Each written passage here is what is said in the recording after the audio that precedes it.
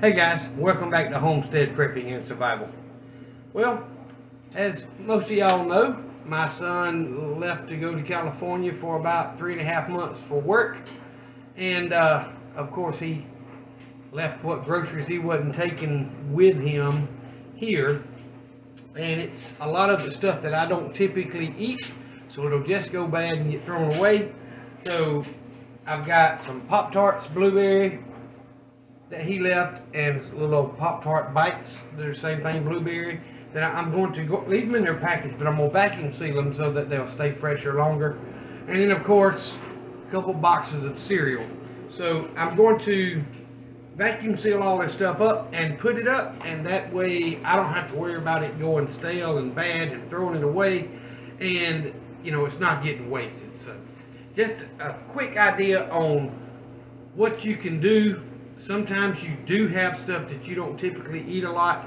If you can find a way to store that food to where it'll last a long time. I don't have cows. There are cows right down the road, but after crap hits the fan, this could be eaten dry, in bags. Make good go bag items, because it's not something that's temperature sensitive. And hey, calories is calories, so no need to throw it away. But there's a lot of other foods you could do the same way with. But either way, I made a little bag. I'm going to vacuum seal this one and see how it does, and I'll write on it. Looks like it's doing pretty good so far.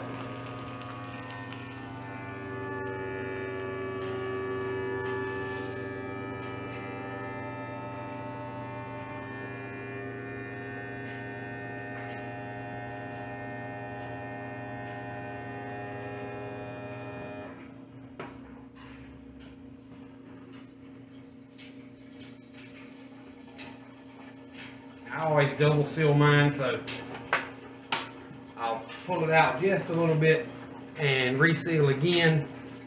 I double seal both ends when I make the bag and then when I vacuum the bag. That way you got less chance that it's going to break loose, over time. Get that up there close. You can see the double seal on both ends. Just an idea. It's not something I'm going to typically eat, so I'm going to try to get it put up. I'll get back with y'all when I'm ready to seal the rest of it. Alright guys, so I vacuum sealed the Lucky Charms. Lightweight, because cereal doesn't have a lot in it, but it's very firm, which is what you want. Get that air out of there. So this is the Honey Smacks, and I didn't realize it until I went to get it and put it in this bag. He hadn't even opened this box. So, let's see how it does.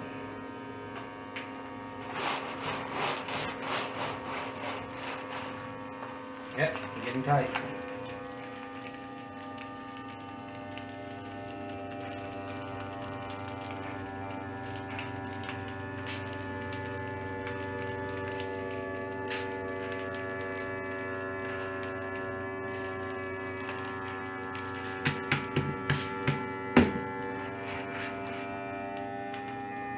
Alright, sealing. This stuff will last for quite a few years, as long as this vacuum seal holds. And I store it in the mini barn out there. A lot of you seen those videos.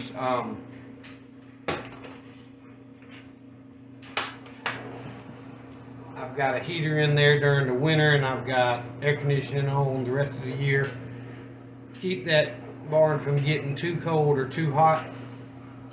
I'm not in there a whole lot, so cool, dark place, and food lasts a very long time when you store it properly. So, all right, I got my double seal, and it's like a brick, kind of like the brick of coffee you buy at the store.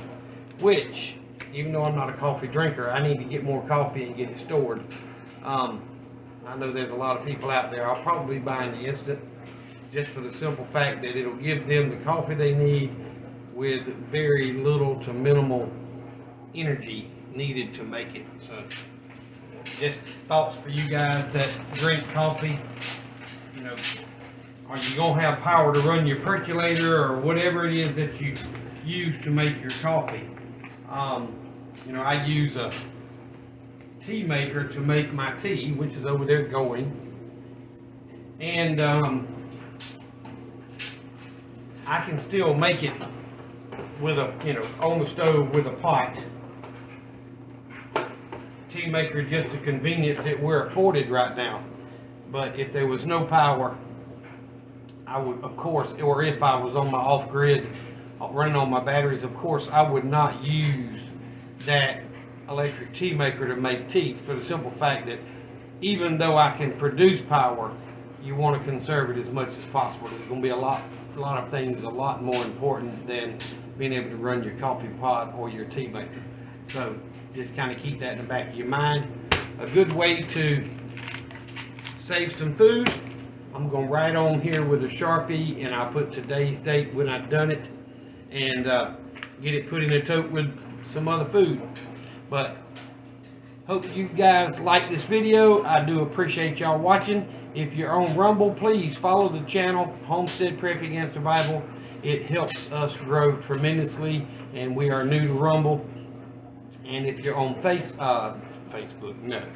If you're on YouTube, hit the subscribe button, please, and consider starting you a Rumble account. It's free. It's another video platform, and it's not quite as regulated as YouTube is with their left-leaning views and rules.